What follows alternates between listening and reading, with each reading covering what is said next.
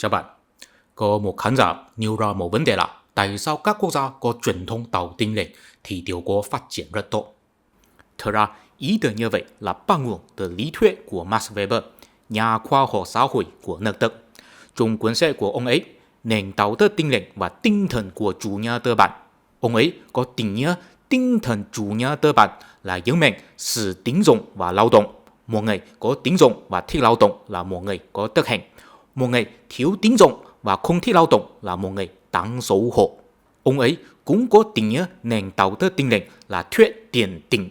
Cụ thể là một người sẽ được cứu hay không, sau khi chết có thể lên thiên đàng hay không, đó đã được tiền định bởi thượng đế trước khi ngày đó đi tới trần gian rồi.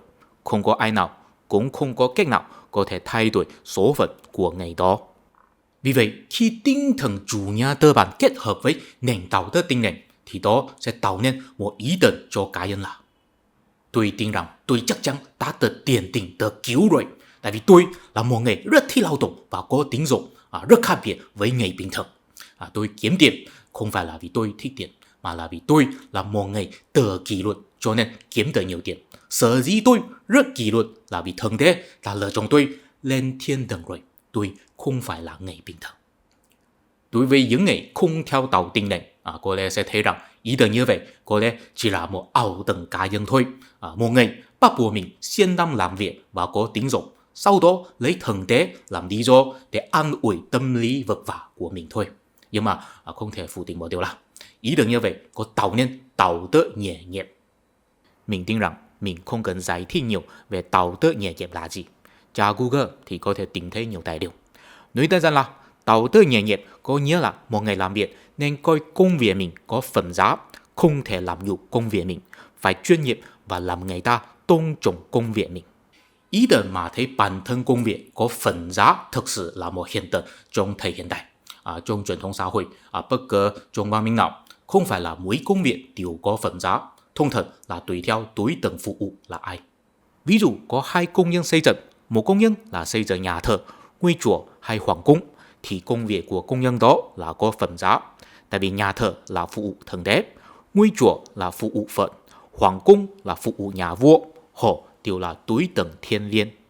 Một công nhân khác là xây dựng nhà vệ sinh cho tổng hưng, thì công việc của công nhân đó thì sẽ không có phẩm giá, tại vì tổng hưng của công nhân đó không có gì thiên liêng cả. Còn trong hiện đại, mình tin rằng nếu không phải vẫn trì trệ trong tư tưởng truyền thống thì mỗi người đều sẽ thấy rằng bất cứ công việc xây dựng nào đều có phẩm giá, dù là nhà thờ hay nhà vệ sinh, tại vì bản thân công việc xây dựng là một nghề nghiệp. Nếu không có vi phạm pháp luật thì đều nên được người ta tôn trọng. Bất cứ xây dựng kiến trúc nào, một công nhân đều nên làm việc một cách tận lực và chuyên nghiệp. Nếu trong một xã hội có nhiều người đều có đạo đức nghề nghiệp, tất nhiên đó sẽ thúc đẩy xã hội và kinh tế phát triển. Nhưng mấy bạn chú ý, không phải là chỉ có đạo tinh lệnh có thể tạo nên đạo đức nghề nghiệp. Ví dụ bây giờ có nhiều người nói rằng phục vụ của công nhân ở Singapore, Hồng Kông, Đài Loan, Nhật Bản và Hàn Quốc đều rất chuyên nghiệp. Họ đều có đạo đức nghề nghiệp, nhưng họ cũng không có truyền thống đạo tinh lệnh nhiều lắm. Có lẽ đối với Singapore và Hồng Kông, người ta có thể nói đó là vì họ từng có bị nước Anh thực dân. Nhưng chất lượng phục vụ của người Nhật Bản là tốt nhất, thậm chí là tốt hơn phương Tây. Nhưng họ hoàn toàn không có truyền thống đạo tinh lệnh, cũng không có nhiều người Nhật Bản đi theo đạo tinh lệnh, thì làm sao mà chúng ta có thể giải thích?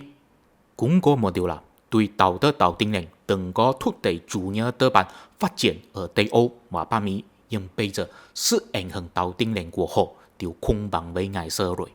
Minh chứng là không có nhiều người có tham dự nhà thờ vào mỗi tuần nữa. Cuộc sống tôn giáo đã không quan trọng nữa.